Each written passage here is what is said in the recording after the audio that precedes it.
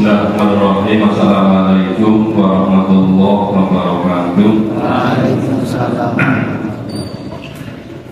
Alhamdulillahilladzi arsala rasulahu bil huda wa dinil haq liyudhhirahu 'ala dini kullihi wa kafa billahi shahida. Asyhadu an la ilaha illallah wahdahu la syarika lah wa asyhadu anna Muhammadan 'abduhu wa rasuluh. Allahumma sholli 'ala Muhammad wa 'ala ali Muhammad. Amma ba'du. Bapak-bapak, ibu-ibu, mulai pertama kita bersyukur pada malam hari ini kita bisa ketemu kembali pada kajian malam, kajian akad malam. Semoga kajian pada malam hari ini banyak membawa manfaat untuk kehidupan kita berikutnya. Semoga salawat serta salam senantiasa dilimpahkan kepada Nabi besar Muhammad sallallahu alaihi wasallam. Silakan bapak-bapak yang baru hadir bisa menyesuaikan tempat duduknya, bisa di sebelah sini, bisa juga menggunakan kursi. Bapak-bapak, ibu-ibu, ini saat-saat hari libur yang liburnya sepertinya beberapa hari. Ada yang mulai liburnya hari Jumat sore, kebanyakan Sabtu pagi, hari Sabtu, Ahad, Senin, mungkin sampai Selasa. Jadi kira-kira 4 hari.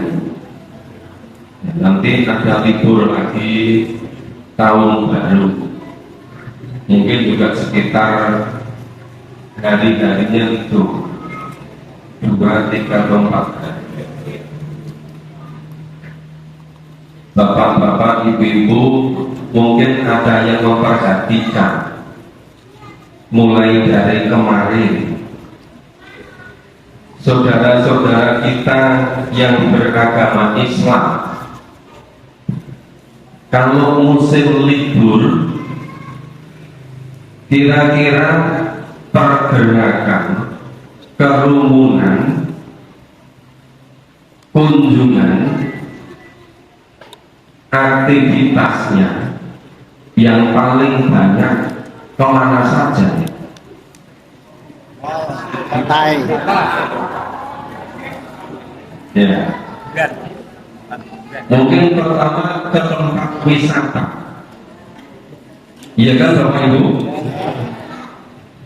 Melalui media diketahui misalnya jalan Lembang di Bandung itu macetnya lebih dari 10 kilo misalnya. Ya, di Jakarta saya diberitakan apa itu Taman Impian Jaya Ancol, atau Taman Mini Indonesia Indah, dan masih banyak lagi yang lain. Selain tempat wisata, kemana lagi yang banyak kira-kira? Ya, ke mall ya. Tidak. Di mall mulai dari kota-kota besar, menengah sampai bawah itu biasanya penuh sesak. Jadi ke tempat wisata, kemudian ke mall, apalagi kira-kira? Kemana? Kuliner. Tapi kok tidak ada yang menyebut yang paling banyak ke tempat memahami Al-Quran ya? Iya. Kira-kira sebabnya apa ini? Orang Islam kalau berlibur yang paling banyak dikunjungi kok tempat wisata, kok tempat belanja, mal-mal, kok tempat kuliner. Kira-kira sebabnya apa nih? Refreshing, apalagi?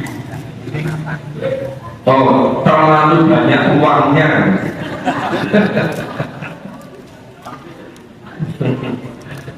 Nah, Bapak Ibu, sebetulnya orang setiap melakukan sesuatu kira-kira ada tujuannya tidak? Ada motifnya enggak? Ada alasannya enggak? Ada sebabnya enggak? Ada. Kemungkinan besar yang paling banyak dikunjungi oleh orang Islam ketika libur itu tadi ke tempat wisata, ya, kemudian ke tempat belanja, kemudian ke kuliner. Mungkin itu yang dipandang paling menyenangkan, paling menguntungkan, paling yang diidam-idamkan. Ada kan yang dari Jakarta malah pergi ke Jogja 5 hari, ada yang dari Jogja ganti ke Bandung 6 hari.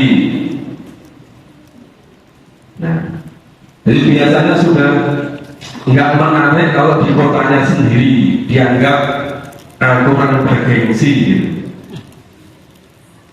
Nah, jadi mungkin itu yang dipandang paling penting. Kenapa kira-kira ke tempat-tempat memahami Al-Quran kok tidak dipandang penting? Kecuali Bapak Ibu semua ini yang hadir di sini. Kenapa Bapak Ibu kok nggak tertarik ikut ke kuliner atau ke tempat belanja? Besok digilir. Ya siapa tanganmu nggak punya uang beneran itu kan? Kan uang juga nggak bercerita kan? Ya. Kenapa kok nggak ke tempat kuliner? Ini saya kira bukan sekedar punya uang atau tidak punya uang, bukan sekedar karena hobi atau mengikuti tempat. Ya, barangkali itu ada sebab-sebab yang lebih mendasar, ada sebab-sebab yang lebih pokok. Apa itu? Antara lain pemahaman terhadap hidup ini, bagaimana memaknai hidup. Nah, bagi kebanyakan orang Islam mungkin tidak yakin sepenuhnya bahwa hidup yang sebenarnya adalah hidup di akhirat, sehingga menyiapkan diri untuk hidup di akhirat sepertinya tidak begitu maksimal, tidak begitu sungguh-sungguh. Kebanyakan sekedar sambil lalu. Nah, kadang-kadang mungsak longgane. Ini biasanya Pak Slamet itu dikatakan kok jauh sekali. Jaga pintu. Oh, menjaga pintu ya. Loh, padahal depan sini ada kursi loh. Saya nggak tahu Pak Slamet itu duduknya senang sama ibu-ibu di sana. Coba tadi kita perhatikan. Jadi kenapa mayoritas umat Islam kalau ada kesempatan justru bukan digunakan untuk memahami Quran, tapi malah dipakai untuk ke tempat-tempat wisata, ke tempat-tempat belanja, ke tempat-tempat kuliner. Bukan berhubung ini kesempatan yang sangat berharga kemudian digunakan untuk memahami Al-Quran. Kenapa tidak begitu? Mungkin sebagian memahami kalau hidup ini perlu memahami Al-Quran. Makanya pada malam hari ini, ya sebentar nanti kita baca di sini. Ini Mas Kiai Ali bisa mulai dibaca dari nomor 1 Al-Quran surat An-Nahl ayat 89. Bapak Ibu yang membawa mushaf Al-Quran bisa dibuka. Yang bawa smartphone biasanya ada apa itu? Password atau apanya? Sudah diberitahukan belum? Belum.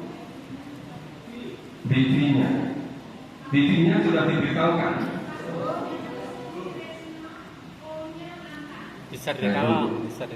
Bisa di HP. Sutrisnya O-nya pakai angka. Sutrisno O-nya pakai angka. S-nya huruf kecil atau huruf besar? Huruf kecil. Padahal dulu S-nya itu mahal. Tapi huruf kecil. Silakan Bapak Ibu mencoba. Wifi-nya Sutrisno, passwordnya Sutrisno. Yang terakhir angka 0. Ya. Biasanya di setting yang paling paling cepat gitu. Oke, mudah-mudahan bisa itu wifi-nya. Sudah ada yang nyoba bisa? Belum ya?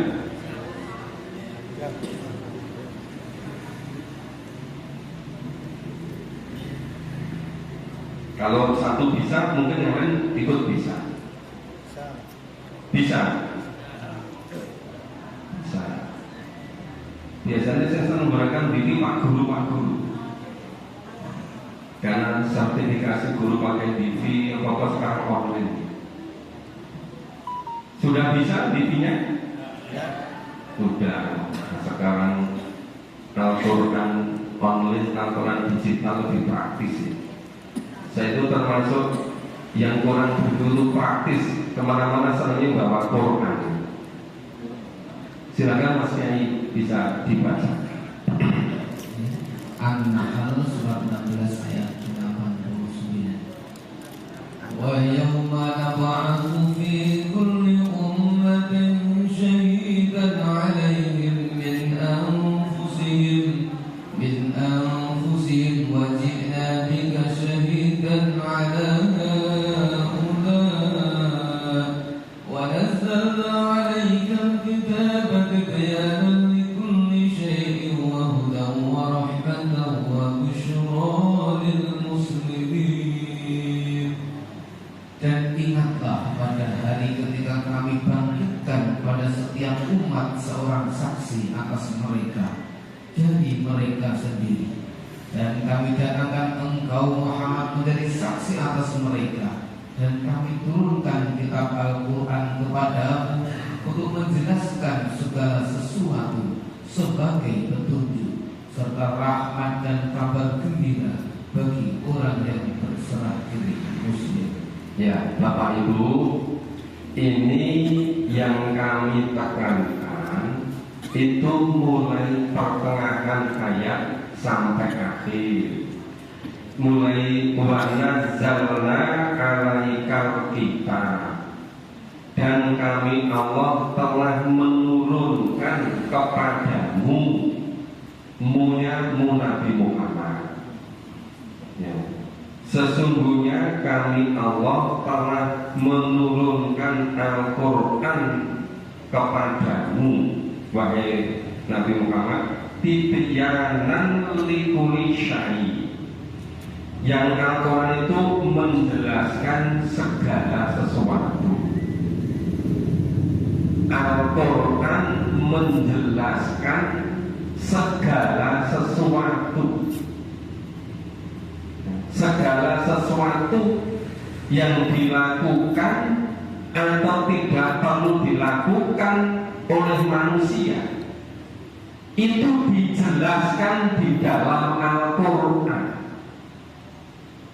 mana yang dituntunkan, mana yang dilarang, semuanya dijelaskan di dalam Al-Quran. Paling tidak ada penjelasan garis besarnya, termasuk penggunaan waktu, termasuk penggunaan kesempatan, termasuk menggunakan hidup ini. Di dalam Al-Quran Allah banyak sekali bersumpah dengan menggunakan waktu, menunjukkan betapa pentingnya waktu. Ada wal asr, demi masa, demi waktu. Ada wal duha, demi waktu duha. Ada wal lail, demi waktu malam. Ada wal nahar, demi waktu siang. Semua waktu penting, dan tidak ada menit, tidak ada detik yang berlalu pada diri kita, apalagi yang namanya jam, yang namanya hari, namanya bulan, namanya tahun. Semuanya harus dipertanggungjawabkan besok di akhirat. Itu tadi kenapa Al-Quran menjelaskan segala sesuatu. Tibyanan likuli syai, wa hudan, dan petunjuk, ya, petunjuk, bimbingan, jalan hidup. Oh, ini jalan yang benar, itu jalan yang salah, ini yang dituntunkan, itu yang tidak dituntunkan. Itu dijelaskan di dalam Al-Quran.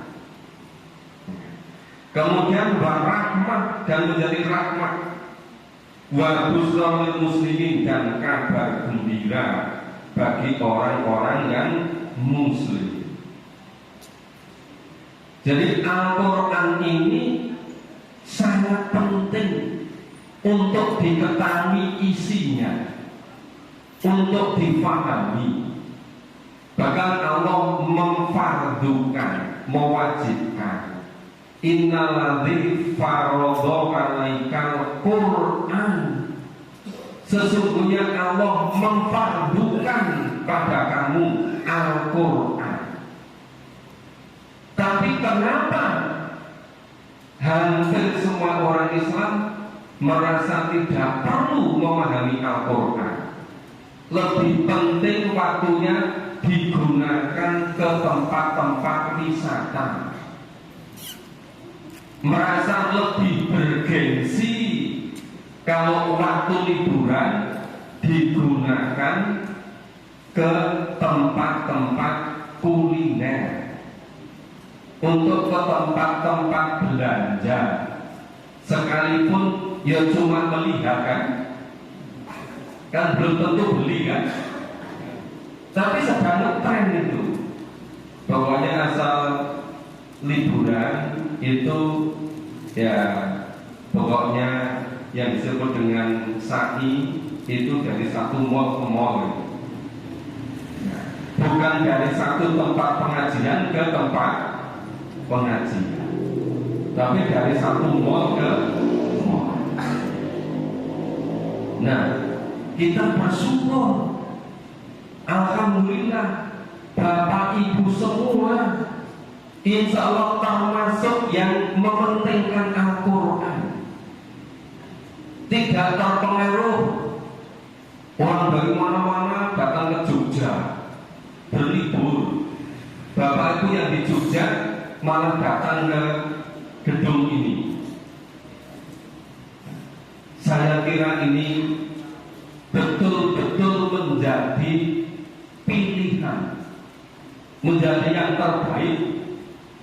Kalau Bapak Ibu tidak terpilih, tidak terbaik, niscaya tidak hadir ke tempat ini. Kan cukup bisa alasan mohon maaf ya, anak cucu sedang berkumpul di Jogja. Padahal memang anak cucu tinggalnya di Jogja. Ya, tapi karena memang untuk menghindari tidak memahami Quran juga. Nah, itu seringkali terjadi begitu. Tapi karena ini betul-betul menganggap Quran itu sangat penting, kalau perlu anak cucunya setiap minggu malam memang disuruh ke Jogja diajak ngaji bersama. Setuju nggak Bapak Ibu? Kelihatannya kok nggak sungguh-sungguh gitu. Setuju ya? Setuju. Nanti kalau anak cucu sopir diajak ke sini tempatnya kurang, saya kira pengurus masih bersedia untuk melebarkan tempatnya. Ya, tidak akan kekurangan tempat. Ya. Nah, ini tadi yang di surat An-Nahl ayat 89. Nah, barangkali nanti bisa diulang-ulang, dibaca kembali, diangan-angan maknanya, ya direnungkan, coba dibanding-bandingkan. Kenapa Qurannya begini, kok perilaku umat Islam sebagian besar kok jadinya begini? Ini kenapa gitu? Nah, kita lanjut yang surat Ali Imran ayat 138, surat ketiga, surat Ali Imran ayat 138. Silakan Al-Quran digitalnya, Al-Quran olehnya di HP-nya itu bisa dicari. Mungkin kalau di HP bisa lebih cepat ya, apalagi anak-anak milenial itu dia cepat sekali.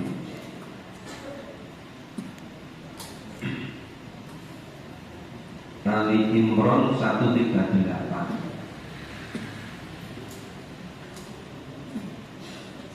Kalau sudah sama ketemu silakan Mas Yai bisa dibaca. Ali Imran ayat 138.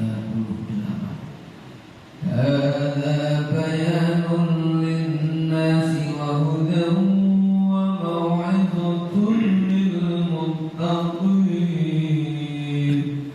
Inilah Al-Quran, suatu keterangan yang jelas untuk semua manusia dan menjadi petunjuk serta pelajaran bagi orang-orang yang bertakwa. Ini ada Al-Quran ini bayanul linnas, bayan, penerangan, penjelasan. Dulu di kampung kami di pedalaman desa itu ada namanya Pak Bayan. Sekarang namanya Pak apa? Pak Dukuh ya. Yang dulu namanya Pak Bayan karena kalau ada kabar apa-apa beliau keliling itu untuk memberi kabar. Ternyata kata bayan itu ngambil dari Al-Quran. Nah, Islam sudah masuk ke Nusantara sejak abad 8 Masehi. Abad 13 Islam sudah merata di Nusantara ini. Tahun 1522 ketika Portugis itu mulai berlabuh di Kesultanan Tidore, di Nusantara ini sudah ada 200-an kesultanan Islam, 200-an kerajaan Islam seluruh Nusantara. Maka banyak istilah dalam Al-Quran itu sudah beratus-ratus tahun itu ada di masa, termasuk kata bayan. Maka hadza bayanul linnas, Al-Quran ini menjadi penerang, menjadi penjelas bagi manusia. Jadi kalau manusia ada masalah, sesuatu yang tidak jelas, itu mestinya larinya pada Quran. Kalau ada masalah, larinya bukan ke kuliner. Obat dukun ya. Larinya bukan ke tempat wisata. Kalau ada masalah, larinya ke tempat wisata, itu mungkin malah semakin berkurang uangnya, malah tambah masalah. Nah sekarang kan jadi aneh kalau orang Islam ada masalah kembalinya bukan ke Al-Quran. Quran tenang sedikit, pikiran resah, refreshingnya bukan memahami Al-Quran, refreshingnya ke gembira loko untuk membandingkan kira-kira lebih cantik mana atau lebih handsome mana. Loh, apa bisa tenang begitu? Iya kan? Mestinya kalau kecintaannya pada Al-Quran, kesenangannya menyiapkan hidup yang sebenarnya besok di akhirat. Kalau ada yang tidak tenang, resah, nggak tentram, ya kembalinya pada Al-Quran. Karena Al-Quran sebagai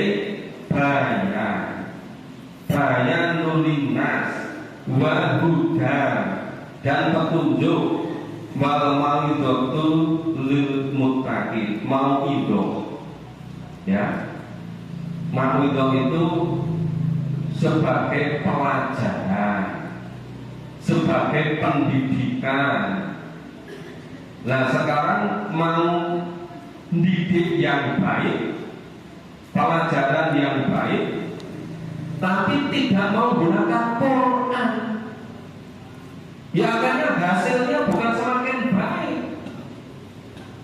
Misalnya pendidikan tentang ekonomi, kalau dalam Al-Quran, ekonomi itu harus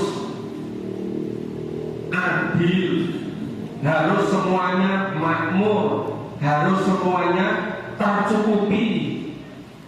Itu kalau mau idahnya Al-Quran. Tapi kalau pelajaran ekonominya itu bukan dari Al-Quran, yang diambil dari paham-paham yang lain, misalnya dari kapitalis, ya, misalnya dari apa itu yang akumulasi modal itu, kapitalis juga ya.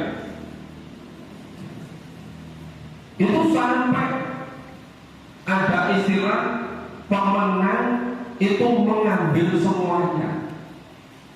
Akhirnya apa? Yang besar menghabisi yang kecil, orang makan. Menurut Islam nggak begitu. Kalau menurut Islam yang namanya seluruh ekonomi itu tidak boleh hanya dimiliki oleh sekelompok orang, tapi harus makmur semua, harus adil, harus sejahtera bersama. Nah, repot itu kelihatannya orang Islam, tapi tidak mau menggunakan mau'idahnya, pelajarannya, pendidikannya, tidak mau menggunakan Al-Quran, malah menggunakan jalan hidup menurut kapitalis, menurut materialis, ujung-ujungnya pamer jadi hedonis. Dia tidak pernah bisa bahagia, tidak pernah bisa tentram.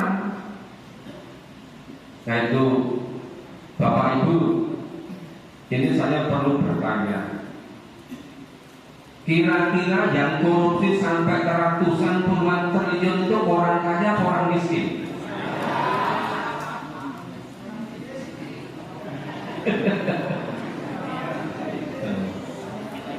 Coba sampai satu kelompok usaha monopoli sampai punya 4,5 juta hektar.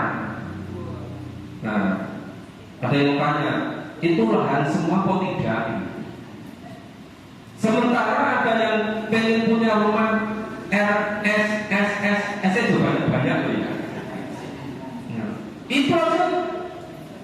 masih sulit itu. Kenapa jadi demikian?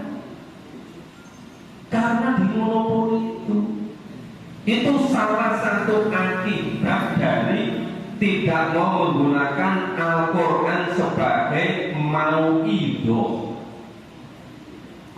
nggak mau dengan Al-Quran sebagai pelajaran.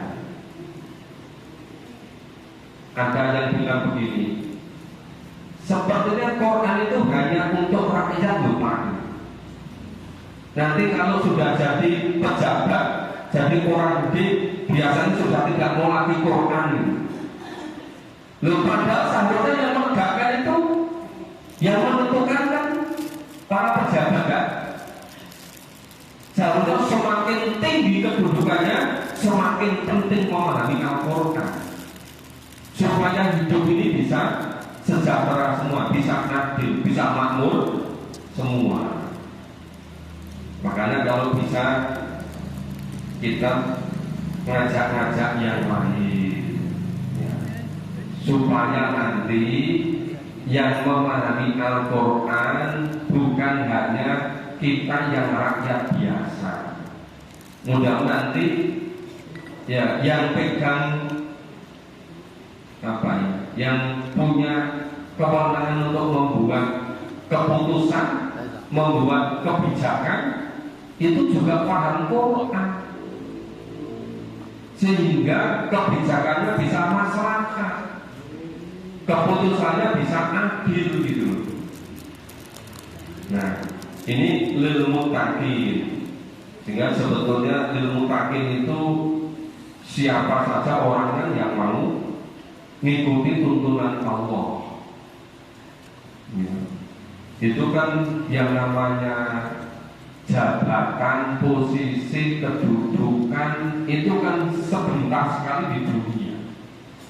Nanti hidup yang sebenarnya besok di akhirat sudah tidak membawa itu, hanya tinggal mempertanggungjawabkan. Itu yang tidak mudah. Sebenarnya Mas Kiai, sebenarnya yang ini dulu ya, yang Al-Jatiyah ayat 20 yang langsung terkait itu. Ya, tadi sudah kami baca di depan. Surat 45 surat Al-Jatiyah ayat 20. Dulu sudah pernah dikaji, tapi nggak apa ulang lagi karena ada yang dulu belum dengar, sekarang udah lupa. Maka lebih baik ulang lagi daripada untuk waktunya sebentar nanti selesai. Surat Al-Jatiyah surat 45 ayat 20. Silakan. Al-Jatiyah ayat 20. Hada basairu linnasi wa hudan wa rahmatun liqaumin yuqinun. Al-Quran ini adalah pedoman bagi manusia, petunjuk dan rahmat bagi kaum yang diyakini. Ya, ada 3 kan? Ya. Hada basairul linnas. Al-Quran menjadi pedoman hidup untuk manusia. Pedoman loh Pak, pedoman hidup. Nah kalau pedoman hidup tidak dipahami isinya, apa bisa menjadikan pedoman? Nggak bisa kan? Misalnya, oh ini pedoman tuntunan haji, kan mestinya sebelum haji pedomannya dipahami dulu semua, sudah paham baru melaksanakan ibadah haji. Nggak bisa kan? Yang penting sekarang haji dulu, pedoman nanti 10 tahun yang akan datang kita pelajari. Kira-kira hajinya sah nggak? Nggak. Dan sekarang sudah terlanjur hidup sekian lama, belum memahami Quran, hidupnya sah nggak ini?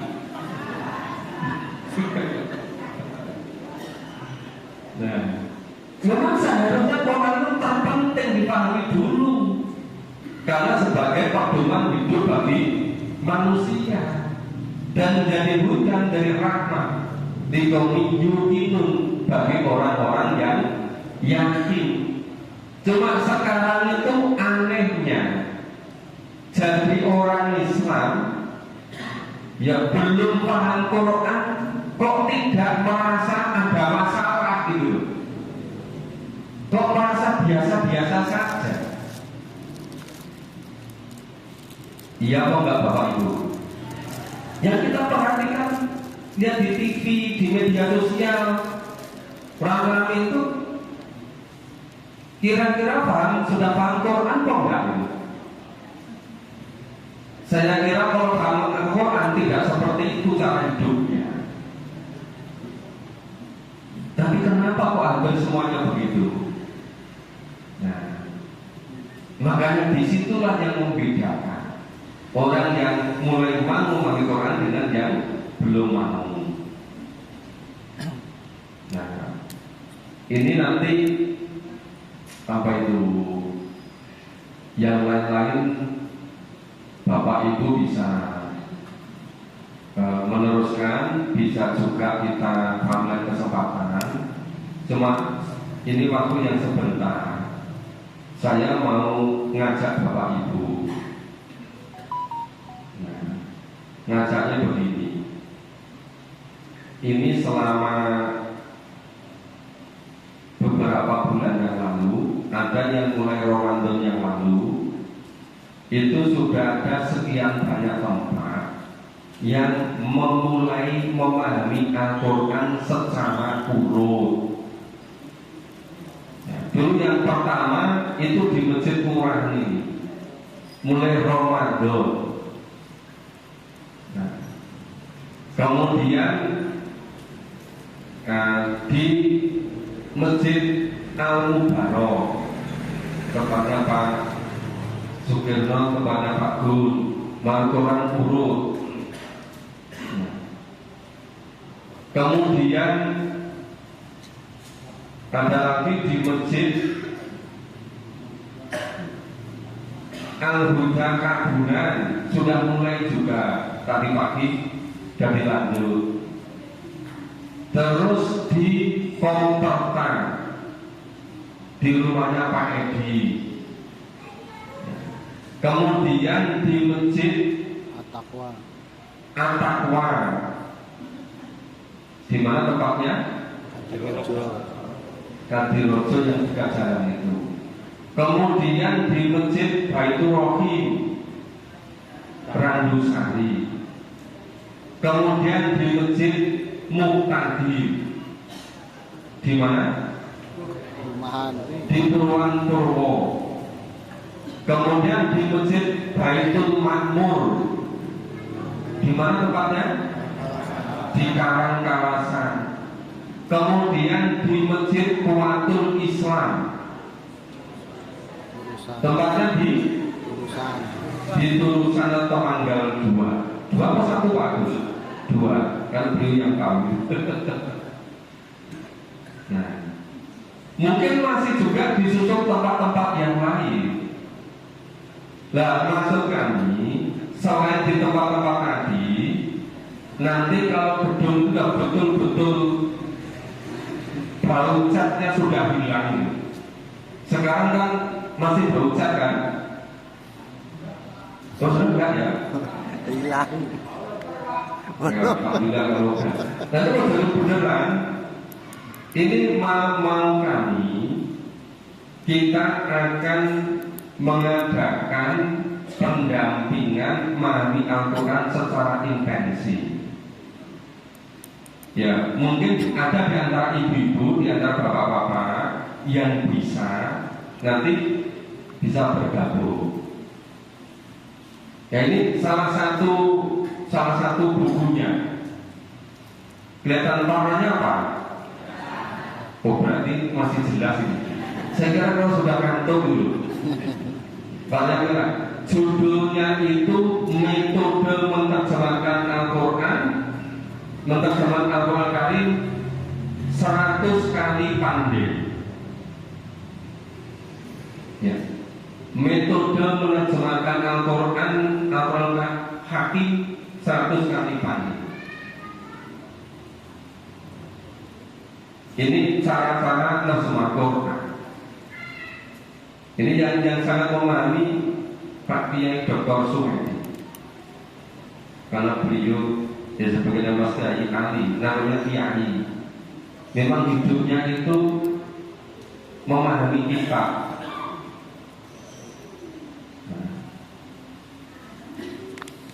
Nah, salah satunya gunakan buku ini. Nah, tentu dengan bantuan terjemahan Mushafaqul Ada. Jika nanti disiapkan waktunya bagi yang bersedia, terutama yang sudah tidak terlalu tertarik untuk urusan dunia gitu kan, tapi lebih tertarik menyiapkan untuk hidup di akhirat gitu. Itu barangkali bisa waktunya itu sehari bisa 1 jam, apa misalnya jam 4 sampai jam 5 sore. Atau apa, kalau tiap pagi kan sudah ada di masjid sini. Itu nanti targetnya sampai selesai 30 juz. Nanti kalau 30 juz selesai, ganti tempat yang lain. Target juga selesai 30 juz juga. Dan kalau yang dibimbing ini rencananya seterusnya. Waktunya bisa sore hari. Tapi nanti juga kalau yang berminat banyak, bisa juga menyesuaikan. Kebanyakan waktunya bisanya kapan. Nah begitu. Nah sehingga supaya kita itu betul-betul punya ini ya, punya pemahaman yang relatif bagus terhadap Al-Quran secara keseluruhan. 30 juz itu ya, paham Al-Quran 30 juz. Jangan hanya juz 30. Berbeda kan? Nah kalau juz 30 aja nggak paham, apalagi 30 juz. Jangan seperti di TV ketika sudah hafal berapa juz 30, nah semoga bisa hafal juz 31 sampai 35. Nah itu juz apa? Ya. Tapi penekanannya bukan apa itu, bukan hafalan. Penekanannya memahami isi Al-Quran. Nah di sini ini itu ada sekitar berapa, 280 berapa namanya kunci terjemah Al-Quran. Gimana?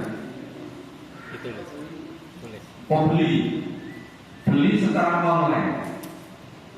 Itu langsung dibuka di Google, ketemu penulisnya itu Haji Datuk Tombak Alam. Haji Datuk Tombak Alam. Penerbitnya Akselerasi Ilmu Al-Quran Pusat. Ini bahasanya bahasa Indonesia lama. Ya, sebagian sudah ke yang sudah pakai baru, tapi kadang masih ditemui di jalan-jalan. Jadi ada namanya itu istilah disingkat KTP, kunci terjemah Al-Quran. Ini KTP-nya sampai 200 berapa? Ya ini contohnya dari surat Al-Baqarah tadi, ayat pertama. Nah nanti kalau yang berminat banyak, nah ini baru salah satu apa itu metode menerjemahkan Al-Quran. Itu masih banyak yang lain. Kalau ini sebetulnya dibaca sendiri bisa paham, bagi yang paham ya. Bagi yang belum ya perlu dibersamai, perlu didampingi. Ya kan ada istilah-istilah yang seringkali seperti istilah yang dibaca Wapres kemarin dulu. Kan ada singkatan yang tidak mudah dipahami kan. Ya kan di sini banyak singkatan juga gitu. Cuma yang singkatan di sini sepertinya tidak keluar di Capres dan Cawapres karena berbeda konteksnya. Nah, sehingga kami punya niat, kami punya keinginan mendampingi Bapak Ibu kita memahami Quran bersama-sama.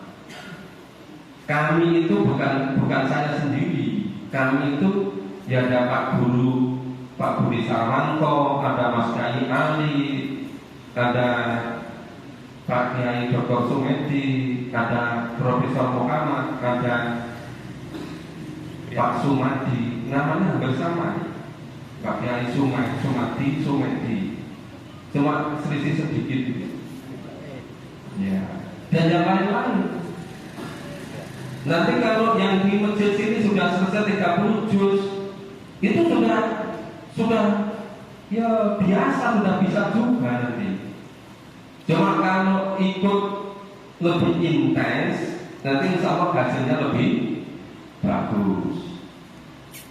Nah, ini persiapan untuk yang hidup yang sebenarnya, hidup di akhirat, dengan memprioritaskan memahami Al-Quran.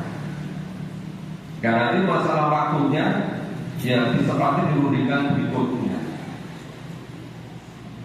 Mungkin nanti kita atur letak bertahap. Ini baru kami informasikan dulu supaya nanti informasi bisa disebarluaskan. Barangkali ada sohib, ada kenalan, ada saudara, ada kolega, ada teman yang ada keinginan untuk memahami Quran, bisa gabung. Waktunya bisa relatif. Yaitu maksudnya tidak harus dalam waktu bersamaan jadi satu. Nanti kalau misalnya yang bisanya sore ini berapa orang, cukup banyak selenggarakan. Yang lain nggak bisa sore itu, bisanya jalan lagi, kita selenggarakan lagi. Bisa begitu. Jadi kira-kira itu bisa waktunya bisa lebih fleksibel, tidak ada pilihan. Nah, karena Al-Quran ini kata, kalam, terus uslubnya, gayanya, susunannya itu terulang-ulang. Itu begitu memahami, nanti ketemu berikutnya mudah gitu. Itu seperti itu. Nah, ini sudah hampir jam 9. Untuk malam hari ini sampai di sini dulu. Ya. Nanti untuk pengaturan kumpulan nanti bisa dirembuk dengan Pak Guru Budi Sarwanto, bisa dengan Pak Sumadi, bisa dengan Mas Kiai, dengan Ustaz Yusuf, dengan pengurus-pengurus yang lain. Pokoknya kalau kami bersedia sepenuhnya membersamai Bapak Ibu memahami Al-Quran. Dari Quran berbahasa Arab kita pahami ke bahasa Indonesia, bisa juga ke bahasa Jawa, yang kira-kira kita bisa ngerti isinya. Nanti kalau kita harus belajar bahasa Arab dulu, itu terlalu lama, kehabisan waktu. Bagi yang muda-muda silakan. Kalau sudah usia saya ke atas, nanti jangan-jangan baru mempelajari bahasa Arab, belum pangkoran, waktunya sudah habis. Ya kan? Makanya kita tidak perlu menaruh sorok nyata saja, nggak ke situ. Tapi cara memahami Al-Quran secara sederhana, secara simpel. Demikian Bapak Ibu, semoga bermanfaat. Kita sambung kesempatan berikutnya. Semoga Allah betul-betul memilih Bapak Ibu semuanya, termasuk orang-orang yang betul-betul senang memahami Al-Quran, senang mengamalkan Al-Quran. Semoga dengan Al-Quran bisa membahagiakan dalam kita hidup di dunia dan besok di alam akhirat. Syukur yang namanya ketemu kita bukan hanya di tempat pengajian, semoga bisa ketemu juga besok di surga. Amin. Mohon maaf kalau ada kurang dan salahnya. Waktu kami kembalikan kepada Pak Budi Sarwanto. Assalamualaikum warahmatullahi wabarakatuh.